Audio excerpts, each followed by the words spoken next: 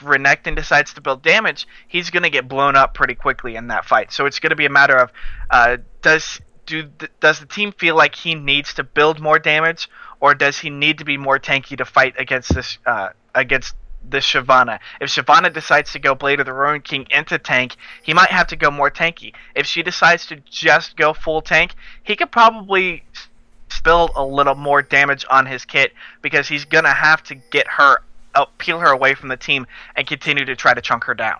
And with that, I'm going to have to put you on the spot. Who do you think is going to win?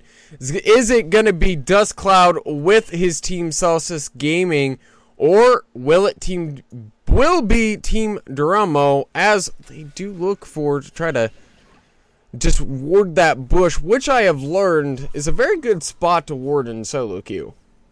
It is, actually. It's going to help prevent any kind of invade coming in on the red buff, at least, because that's the easiest way to get to the red buff.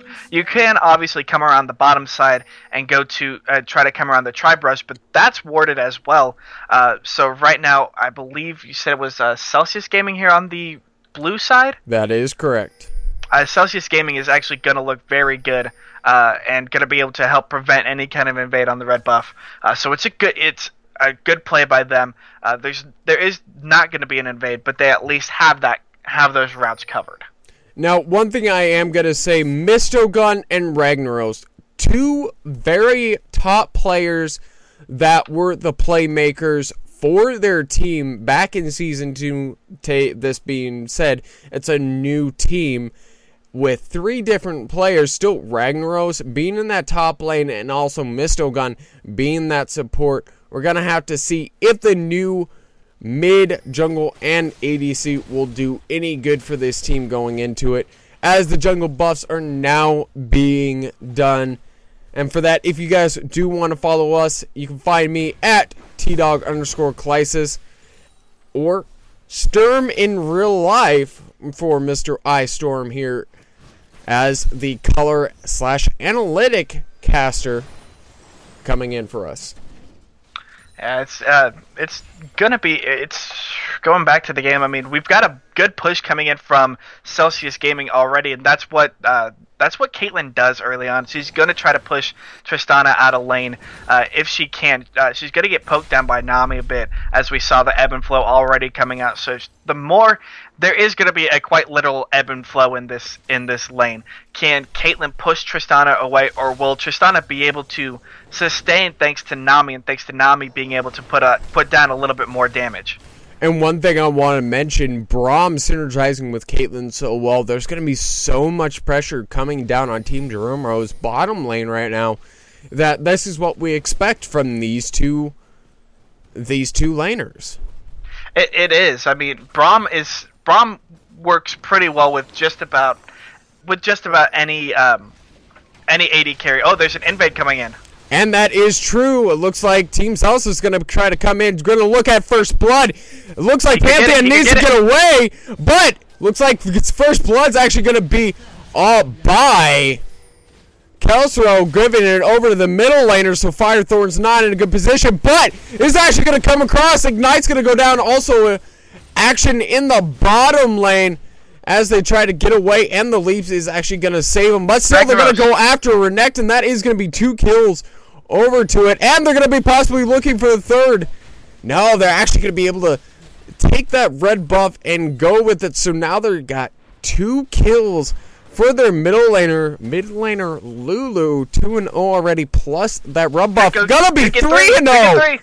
And that is going to be 3-0. I don't think they're going to go anywhere. That is going to be 3-0. He's now going to flash over, going to be popping Whimsy Stick on him, and he's going to get to safety. 3-0 already.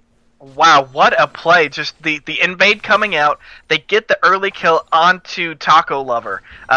Then Firethorns comes out, tries to help out. Oh, there's action in the bot lane. Hold on.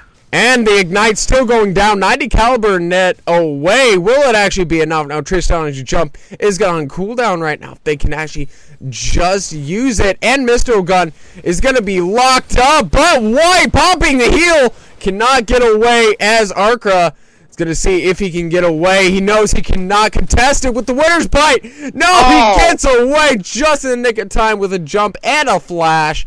And he was able to get away. Wow, and the big thing that happened there, Dustcloud would have been able to pick up that kill.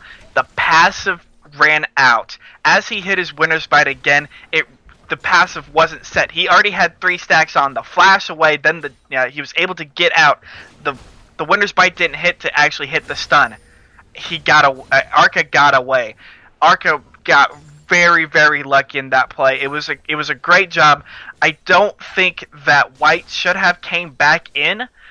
Yes, he did pick up a kill, but he did end up dying to that Tristana. I'm not a big fan of that flashback in. It was a nice counter. And action in the top lane is Tax trying to look if he can actually land his Q. He is not going to land it, but he is going to go onto Ragnaros, and that's going to be one dead Gator for my Gator boots. Shyvana picks up the kill up against Renekton, now being 1-0. Oh, Tax is doing so well already. This is the kind of Lee Sin jungle you want. You want a lot of map pressure, and you want to be able to give those kills over to your laners so that they can do more with the gold. Unfortunately, Lee Sin later on in the game doesn't do so well in scaling. So to be able to give that gold to your laners, you're still going to be able to get some obviously through the jungle with your jungle items as well as the assist, but you're going to be doing so much better getting that gold onto the laners as opposed to keeping it yourself. Great job by Tax. And with that, the middle laner, Lulu, is going to start rotating up to top. They're going to see if they can do a 3-man gank up top. They're going to get him. They're going to get him. And with that, the stuns are going down. Wild Growth go down onto Ragnaros. So that is just a 3-man dive going onto the turret. Dragons descent, and that's going to be 4-0. They're going to try to go down onto it. White is going to be able to pick it up. Now going down. That is a double kill. White going down to ignite, though, by Tristana. Still a great double kill. Was able to use that Piltover just in the nick of time. Oh, wow. Celsius Gaming is already looking just so strong. 8-2 within the first 8 minutes. Double kills all around. Lulu sitting at 4-0, and that's absolutely scary because not only can she provide a lot of damage thanks to Glitter Lance, but she also provides a ton of utility to the rest of the team. Obviously, the Wild Growth, the Whimsy, even help picks if she decides not to transmogrify, an opponent, but decides to send Pix onto a teammate. Pix is actually going to do a lot more damage and help them out and shield them. She's doing such a good job, and already she's very scary.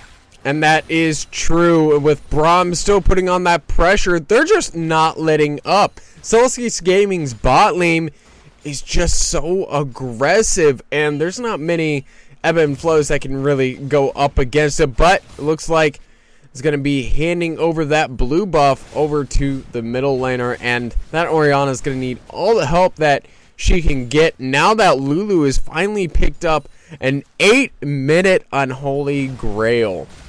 That is really early, but there's still more action in the bottom lane. And with that, Glacial Fisher is actually going to be knocking out Mistogun.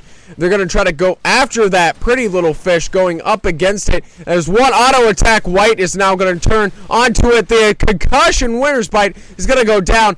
Arca is actually going to be able to pick up the kill on the Lee Sin. Lee Sin trying to come in and help, but still is not going to help. Ace is going to go down onto the face of Tristana. Lee Sin was looking like he wanted to come in and help. He got jumped on and dunked on and got hit by an unlucky critted auto attack from him, thanks to that Avarice Blade. Oh, in the middle, like Command Shockwave going down, Summoning Hill already being used, but the Ignite was running, so did not do as much. Still, Firethorn still looking really good right now, especially going up against a 4-0 Lulu being this contested. Yeah, and Lulu's sticking around. Thankfully, she doesn't end up getting killed, but this could be bad. Pantheon's coming around from the backside. Oh, this could be a dead Lulu. Can the stun, and the stun does go down. The Heartseeker does go out, but that is now going to be a 5-1 Lulu. And I want to take a look at bottom lane real fast. They took Celsius Gaming take the first tower of the game, now go stretching their gold lead to now 5,000 gold plus and 11-4. As they're just going to now start snowballing, taking those advantages. Now, one thing I do want to mention is Celsius Gaming's vision only has 2 wards on the map. You know, they only have the 2 wards down, but right now they really don't have anything to worry about. Yes, Pantheon did just come around the mid lane for that gank under the turret. He ended up dying for it, but they're doing so well in terms of just map presence thanks to Lee Sin. You know, I don't think they're too worried about getting and control. More action in the jungle as the Dragonfire kick and auto attack come out from the flash of Lee Sin going on to Pantheon. I do not think that was a very wise move coming out from Pantheon. I think he got caught out by surprise. They weren't expecting the counter invade. They'll never expect the 9th counter invade, and he came out and just tried his best. He got a couple good spears off, but Lee Sin, thanks to the execute that he actually has on his resonating strike, he deals damage 8% of their missing health. That is actually a lot of health. After you use that kick, he followed through with the resonating strike, was able to pick up that kill, and played that really well. And this Lee Sin is just doing wonders here for Celsius Gaming. And for that is true, taking red buff after red buff, because that is the 2nd red buff going down. But we see bottom lane coming down, trying to look if they can get that kill onto the poor Lulu, but it's not going to be enough, as now 4 men are going to try to siege on that tower, not knowing what else to do. Renekton is now coming down as well. Renekton is coming down, trying to see what they can do, but look at that. Is Dust Cloud's Glacial Fissure up? Yes, it is. It is going down, as it is going to go Wild Growth going down onto Lee Sin. 4-man Shockwave, and the dive by Dragon's Shockwave. That's going to be a double kill. Still trying to go for it. That is going to be 3 kills going down. That was going onto it, and look at Caitlyn. That is a triple kill coming down from Talix, and now looking at it, Firethorn's gonna have to watch it, and that's a quadra kill going onto it. That is a quadra kill. That's actually an ace. 5 for nothing for Celsius Gaming and 2 towers. That fight went the complete right way for Celsius Gaming. Lulu was able to escape from the 4-man gank in mid, and then teleport coming down from Shyvana. Lee Sin came in from the side, and they just completely went at it. Oh, wow. Oh, my! The Unbreakable saving Lulu's life just in the nick of time. And that is amazing. Celsius Gaming is looking so good. They've got the teamwork down. Caitlyn's got a 12-minute Infinity Edge. Think about that for a second. 12-minute Infinity Edge. She just had a massive power spike very early in the game. And for that, a 4th tower of the game going down at 13 minutes. Oh! Dragonfire kick to the face. Lee Sin and Resonating Strike did not match up. So Ragnar's on the run, trying to go on to Dragon's Ascent going down. That is going to be yet another kill for Celsius Gaming. Now 20-4. Lee Sin, Dragonfire kick, ace in the hole. Holy crap. I don't know what else is going to go happen. And that is going to be yet another kill. That's a double kill. They're now going to turn their attention onto Firethorns. That is going to be Winner's Bite going down. Triple kill. These... Ladies and gentlemen, this is 23-4 with 13,000 gold lead at 13-minute mark. And there's no way they can't forfeit this early. The game obviously doesn't allow it, but wow. Celsius Gaming just they are like 5 feet ahead of them in everything that they do. They just instantly know where to go and when to fight. And they're picking fights because they're so far ahead. And that is true. Winners by being picked up by Piltover. Now they're still turning their attention to that tier 2 middle tower. They're going to pick it up, and now going down onto a Glacial Fissure going down. But will the team follow up? Bubbles coming out, and that is going to be yet another pickup by the Whimsy Stick. Winner's Bite going down. That is going to be an auto attack. Will it be enough? No, it will not. Now they're going to turn their attention onto Fiery Thorn. That is a double kill. Dust Cloud looking really low, protecting a teammate. Going to stand behind me onto Lulu. And now they're looking for that inhibitor tower. But look at this, Pantheon Grand Skyfall coming down. going on to it. Going to be missing the Q, but still picking it up with Wild Growth onto Dust Cloud. And that is going to be one dead. Oh, no. Ace in the hole coming down. And that is going to be a shutdown onto Lee Sin. Still going down onto it. Bubble coming down onto Misto Gun. Still not going to do anything as the... Oh, getting away. Nope. As the Ignite is going down onto Ragnar. Still trying to go onto it. Shut down coming out from Orianna. And they're still going to turn their attention. But Shyvana coming out, taking down that Renekton. And now turning their attention. They really need to leave right now. I mean, they're getting kill after kill after kill, but they need to leave. And look at this. Arca going down, but picking up the kill onto Dust Cloud.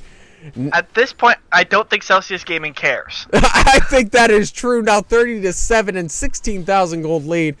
16-minute mark. This isn't even fair. No, it's not. They're just running roughshod there. Celsius Gaming is taking complete control, and it's their game to lose at this point. I really don't think they're going to lose it. And that is true. And I did see a ping coming out from Team Doramo onto the Baron. No vision from either side onto the Baron, so we're going to have to see what they're going to do about it, because 1-1-17 Braum, 10-3-4 Caitlyn. Gonna look at Lulu, 8-1-10. Lee Sin, 6-2-5 Shyvana, 5-0-6. The whole entire team is fed. They are, and it's absolutely scary. This is like one of the solo queue stomps that you see in low level. It's scary. Oh, and the Wild Growth coming down onto Caitlyn. Lee Sin is going to be able to pick up that kill easily. Caitlyn picking up the kill onto Redirected, and that's going to be a double kill.